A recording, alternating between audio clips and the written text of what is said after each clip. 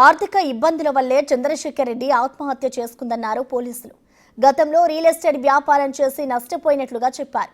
ముందు పిల్లల్ని చంపేసి ఆ తర్వాత ఆత్మహత్య చేసుకున్నారంటున్న ఓయూసీఐతో మా ప్రతినిధి సుజాత ఫేస్ టు ఫేస్.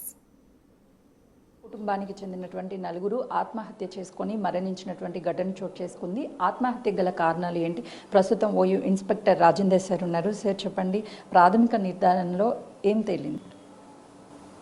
ఈ ఫ్యామిలీ సూసైడ్ కేసులో ప్రాథమిక నిర్ధారణ అనేది ఫైనాన్షియల్ క్రైసిస్ అనే మాకు ప్రాథమికంగా మాకు నిర్ధారణ అయింది. వాళ్ళ కుటుంబ సభ్యులను కూడా తెలుసుకున్నాము, వాళ్ళు కూడా అదే చెప్పారు. అది కాకుండా ఇంకేమైనా విషయాలు అయి ఉంటాయేమని చెప్పేసి ఆ కోణంలో కూడా మేము దర్యాప్తు చేస్తున్నాము, కేసు కూడా రిజిస్టర్ చేసినాము. ఆ తర్వాత ఏమన్నా తెలిస్తే మీకు తెలియపరుస్తాను. చంద్రశేఖర్ రెడ్డి ఎక్కడ వర్క్ చేసేవాళ్ళు, ఎలా ఉంటుంది ఫ్యామిలీ, చుట్టుపక్కల వాళ్ళు ఏమైనా చెప్తున్నారా? ఫ్యామిలీ అంతా బాగానే ఉంటుండే, వాళ్ళిద్దరి మధ్యలో కూడా ఎటువంటి విభేదాలు లేవు. భార్యాభర్తల మధ్యలో కూడా ఈయన ఇంతకుముందు 2014లో రియల్ ఎస్టేట్ బిజినెస్ చేస్తుండేవాడు. తర్వాత ఏదో లాస్ జరిగింది, దాని తర్వాత ఈ బిజినెస్ ఎందుకు టీచింగ్ ఫీల్డ్కి వద్దాంలే, ఈయన కెమిస్ట్రీ కూడా మంచి ఎంఎస్సీ చేసినాడు. నారాయణ కాలేజ్లో కెమిస్ట్రీ లెక్చరర్గా కూడా పనిచేసినాడు. దాని తర్వాత 5-6 మంత్స్ బ్యాక్ జాబ్ కూడా ఆయన క్విట్ చేసేసి ఇంట్లోనే ఉండేవాడు. ఈ ఇబ్బందుల వల్లనే, ఆర్థిక ఇబ్బందుల వల్లనే ఫ్యామిలీ మొత్తం సూసైడ్ చేసుకున్నట్టు మాకు ప్రాథమిక నిర్ధారణలో మాకు తెలిసింది. సార్, జాబ్ మానేశాక అటు ఫైనాన్షియల్గా ఏమన్నా ఇటు చంద్రశేఖర్ రెడ్డి కుటుంబ సభ్యులతో కానీ లేకపోతే కవితారెడ్డి కుటుంబ సభ్యులతో కానీ షేర్ చేసుకోవడం కానీ మనీ అడగడం కానీ ఇది ఏదన్నా చేశారా సార్? కవిత వాళ్ళ బ్రదర్ చెప్పిన దాని ప్రకారం అయితే ఒక 4-5 lakhs కావాలంటే కూడా ఇంకా 2 రోజులు ఆగమ్మ, నేను అరేంజ్ చేస్తానని కూడా ఈ కవిత కుటుంబ సభ్యులు అయినటువంటి వాళ్ళ అన్న కూడా చెప్పిండు. అదేవిధంగా ఈ చంద్రశేఖర్ రెడ్డి వైపు కుటుంబ సభ్యులు కూడా ఇంతకుముందు కూడా హెల్ప్ చేసినారు. ఈ ఆర్థిక ఇబ్బందులు ఉంటే వాళ్ళకు అంటే తోచిన విధంగా వాళ్ళకు అంటే వాళ్ళ స్తోమతను బట్టి వాళ్ళు కూడా హెల్ప్ చేసారు. అయినా కూడా ఈయన బయటపడలేదామని చెప్పేసి మేము అనుమానంలో ఉన్నాం. సూసైడ్ లెటర్ని కూడా మీరు స్వాధీనం చేసుకున్నారు. సూసైడ్ లెటర్లో ప్రధానంగా ఏ అంశాలను వాళ్ళు రాశారు? ఆర్థిక ఇబ్బందులు మాత్రమే దాంట్లో వాళ్ళు రాయడం జరిగింది. వేరే ఇబ్బందులు కూడా ఏం ఉంటే రాస్తుండేవాళ్ళు కదా, ఏం లేనట్టయితే కనపడుతున్నాయి. ఫిర్బీ మేమైతే అదే అంటే వేరే కోణంలో కూడా దర్యాప్తు చేస్తున్నాం, ఇంకా ఏమైనా వేరే ఇతర కారణాలు ఉన్నాయని.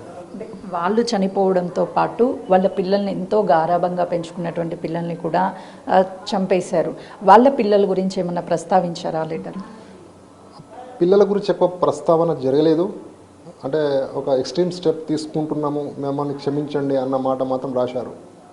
ఎక్స్ట్రీమ్ స్టెప్ అంటే వాళ్ళు చేసుకోవడంతో పాటు పిల్లల్ని కూడా చంపేస్తున్నాం కదా, మిమ్మల్ని క్షమించండి అన్నట్లా మెన్షన్ చేశారు. అంటే పిల్లల్ని ఎలా చంపేశారు సార్? వాళ్ళు ఆల్రెడీ హ్యాంగింగ్ చేసుకున్నట్లుగా కూడా ప్రాథమికంగా వాళ్ళ మార్క్స్ ఉన్నవి, అవన్నీ పిల్లల్ని ఎలా చంపేశారు? పిల్లల మెడ పైన కూడా మార్క్స్ ఉన్నాయి.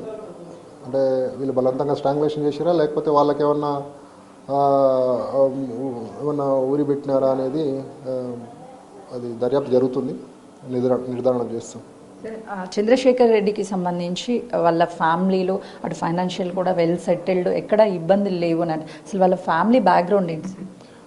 బేసిక్గా వీళ్ళ ఫాదర్ దగ్గర చూసుకుంటే వ్యవసాయ కుటుంబమే. తర్వాత వీళ్ళ అన్నదమ్ములు కూడా